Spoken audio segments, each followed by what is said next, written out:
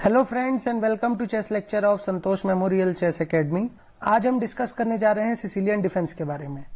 Sicilian defence black की तरफ से बहुत ही अच्छी ओपनिंग मानी जाती है क्योंकि इसने कंसिस्टेंटली बहुत ही अच्छा परफॉर्म किया है व्हाइट के अगेंस्ट। इनफैक्ट आज भी ग्रैंड मास्टर लेवल के जितने भी टूर्नामेंट्स होते हैं उसमें वो उतना ही पॉपुलर है जितना कि वो आज से 150 साल पहले के टूर्नामेंट्स में हुआ करता था। इसका रीजन है इस ओपनिंग से जनरेट होने वाली मिडिल गेम पोजीशंस जो बहुत डायनामिक होती है, क्योंकि इसमें दोनों ही साइड के प्लेयर्स को इक्वल अपॉर्चुनिटीज होती है अटैक करने की, इनिशिएटिव लेने की, जो कि ब्लैक के लिए एक बहुत बड़ा अचीवमेंट है।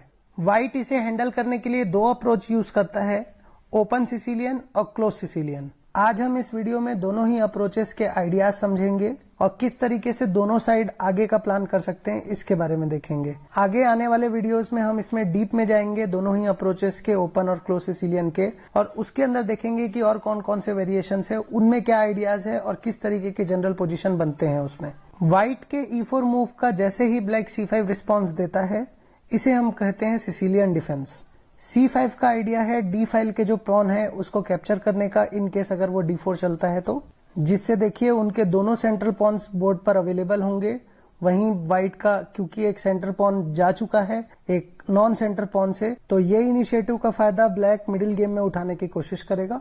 साथ ही साथ वो क्वीन साइड में अपने अटैक्स लॉन्च कर सकता है क्योंकि उसका C फाइल ओपन हो गया है। अब क्योंकि यहाँ ब्लैक के इंटेंशंस क्लियर है, व्हाइट यहाँ पे दो अप्रोचेस यूज कर सकता है।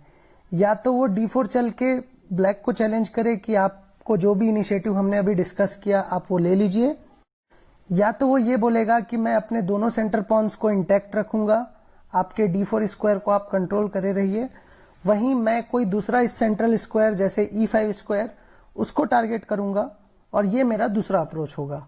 तो दैट मीन्स जो पहला अप्रोच होता है जिसमें हम D4 चल के पैदल को एक्सचेंज करते हैं उसे हम बोलते हैं ओपन सिसिलियन। जिसमें हम D4 को कभी क्लेम नहीं करते उसे हम बोलते हैं क्लोज सिसिलियन। ओपन सिसिलियन में मूव्स कुछ इस तरीके से जाती हैं, E4, C5, NF3, बहुत सारी वेरिएशंस हैं यहाँ पे, नाइट C6, D6, E6, हम सबको एक एक करके देखेंगे आगे के वीडियोस में। लेट्स कंसीडर अभी वो D6 चलता है, D4, C takes D4, knight takes D4। भले ही यहाँ पे व्हाइट के पास में एक अच्छा सेंटर कंट्रोल है, बट क्योंकि आप देख सकते हैं C फाइल कंप्लीटली ओपन है तो ब्लैक अपना अटैक इमीडिएट लॉन्च कर सकता है कुछ अपने पीस डेवलप करके। वहीं यहाँ पर व्हाइट का जो स्ट्रेटेजी रहेगा वो रहेगा किंग साइड पर अटैक करने के लिए।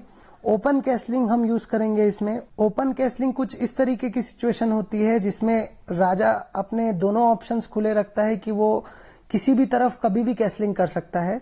तो ऐसे सिचुएशंस पर राजा सेंटर पे रहते हैं यूजुअली और अटैक प्लान करता है व्हाइट किंग साइड पर। ओपन सिसिलियन में एक बात बहुत इंपॉर्टेंट देखने की है, क्योंकि आपके किंग साइड के पीसेस बहुत जल्दी डेवलप नहीं हो रहे हैं, ब्लैक को यहाँ अपनी पोजीशन को बनाए रखने के लिए कुछ पैदल की चालें चलनी पड़ेंगी जिसका फायदा उठाकर व्हाइट अपने पीसेस को बाहर निकालेगा। और यही आइडिया होगा ओपन सिसिलियन में व्हाइट की तरफ से कि व्हाइट को मौका मिला हुआ है अपने पीसेस को तेजी से डेवलप करने में। अगर वो सक्सेस होता है तो वो एक बेहतर अटैक लॉन्च कर सकता है और मुश्किलें खड़ी कर सकता है ब्लैक के लिए। वहीं ब्लैक अगर इस बीच अपने पीसेस को जल्दी से जल्दी डेवलप करके किंग की सेफ्टी करके क्वीन साइड में जल्द से जल्द अपना अटैक अगर लॉन्च करने में सक्सेस हो जाता है तो ब्लैक अपने लिए एक फेवरेबल पोजीशन अचीव करने में कामयाब हो जाता है। आगे जाते हैं NF6, NC3। इस पोजीशन पर ब्लैक के पास में बहुत सारे ऑप्शंस हैं जैसे A6, G6 और भी बहुत सारे वेरिएशंस हैं जिसको हम एक एक करके आगे देखेंगे। Fischer Sozin attack, Najdorf variation, Sicilian dragon, hyper accelerated dragon, हम ये सारे वेरिएशंस को एक एक करके टच करने वाले हैं आगे के वीडियोस में। ये था ओपन सिसिलियन से रिलेटेड आपके लिए आइडियाज। अब आते हैं हम क्लोज सिसिलियन पर। क्लोज सिसिलियन में जैसा कि मैंने आपको कहा था कि हम D4 स्क्वायर को क्लेम नहीं करेंगे, इसीलिए नाइट F3 चलने का कोई पॉइंट नहीं है। व्हाइट रिस्पॉन्ड करता है नाइट C3 के साथ। अब आप देख सकते हैं नाइट C3 की मूव से हमने D5 स्क्वायर को और कंट्रोल में लाया। साथ ही साथ अब हमारा जो टारगेट रहेगा वो D4 के जगह पे E5 स्क्वायर पर कंट्रोल करने के लिए, क्योंकि आप एक व्हाइट हैं, आपके पास में इनिशिएटिव होना चाहिए बिकॉज आप पहली चाल चलते हैं बोर्ड में।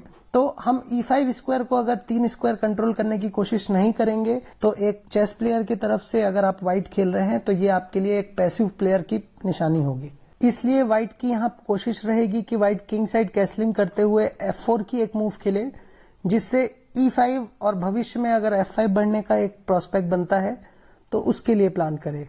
आगे हम इसको डिटेल में देखेंगे। इससे रिलेटेड एक बहुत ही डायनामिक वेरिएशन है ग्रैंड प्रिक्स वेरिएशन। हम जब इसमें डिटेल में डिस्कस करेंगे तो जरूर उसमें कवर करेंगे। अटैक का आइडिया इसमें भी सिमिलर होगा। व्हाइट अपना प्लान पूरा का पूरा फोकस, क्योंकि E5 और F5 किंग साइड पर आते हैं, तो व्हाइट का जो प्लान होगा वो किंग साइड पर अटैक करने का होगा। वहीं ब्लैक का जो प्लान होगा वो कंप्लीटली क्वीन साइड पर टारगेट रहेगा। और इस वेरिएशंस में आपके लिए चालें बहुत कीमती होंगी।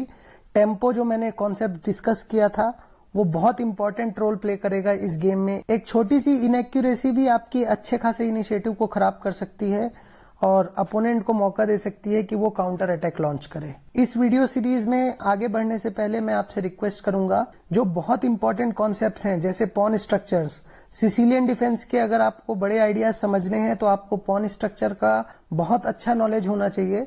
तो हम सारे कॉन्सेप्ट्स को डिस्कस करेंगे। तो इसके लिए आपको जरूरी है कि वो सारे कॉन्सेप्ट्स जो छोटे छोटे डिस्क्रीट टॉपिक्स हैं, आपको वो आपके दिमाग में कंप्लीटली क्लियर होने चाहिए।